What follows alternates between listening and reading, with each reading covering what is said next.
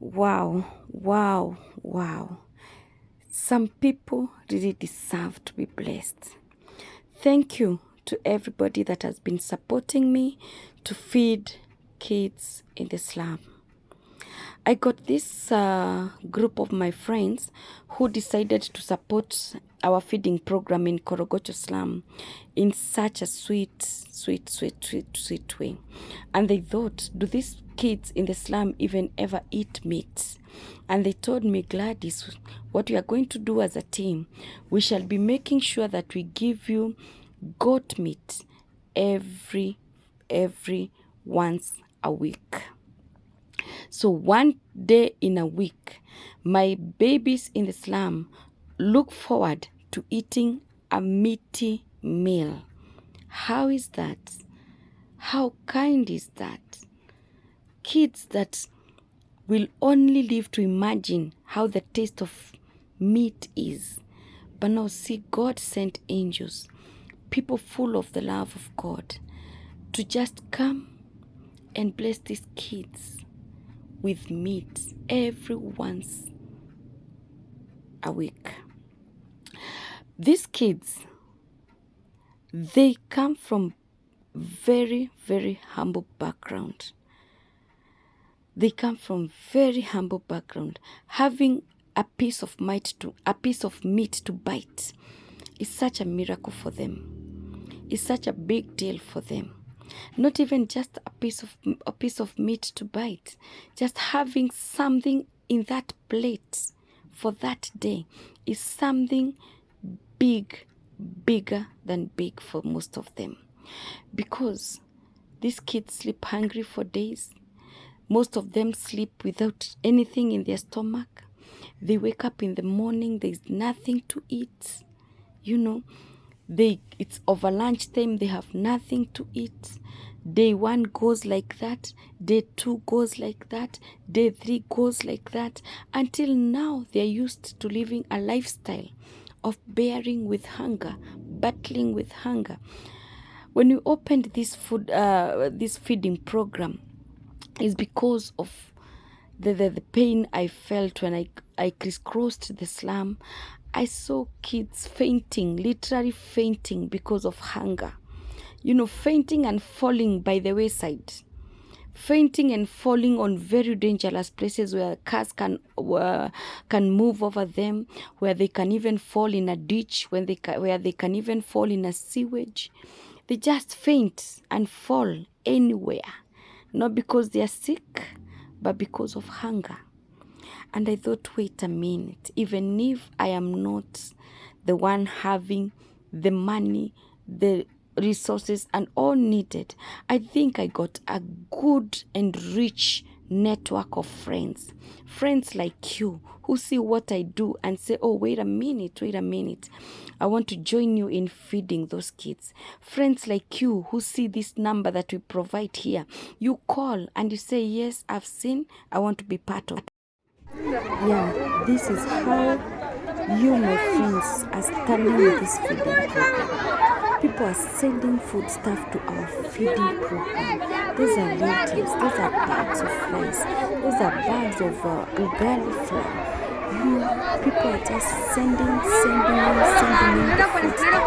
They're just calling and asking, where is the direction? Others are sending the money and they're saying, go buy.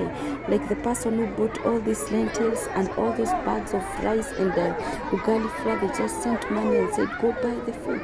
And when we hear go buy the food, we absolutely go buy the food, like literally, because that is what we need. Look at how excited our babies get when they are receiving the food stuff sent to our feeding program. Look at how they are really struggling to carry those heavy bags, because they know this is food for us. This is something for us to eat for the next few days. And when you see these kids excited like this, do you want to tell me that God will live your life the same? No, you cannot make these babies this happy, this excited, and God gives this a blind eye. God is not unjust. God has ways of blessing. God has ways of rewarding you. And even if these kids do not know you by the name, The God in heaven who knows that you're the one who have sent the food that has fed them will definitely bless you, will definitely reward you. So we run this feeding program in Korogocho slums. We have got 500 kids flowing into this feeding program every day. So you can imagine the amount of food that we need. Every day, in the evening, they come in the evening and have meal. We deliberately put it in the evening so that they can have something to eat when going to bed and have some sleep. Look at how my friends are sending. This is another friend who sent a whole bag of rice, a whole bag of lentils, and she just said, cook for those kids. And I'm happy.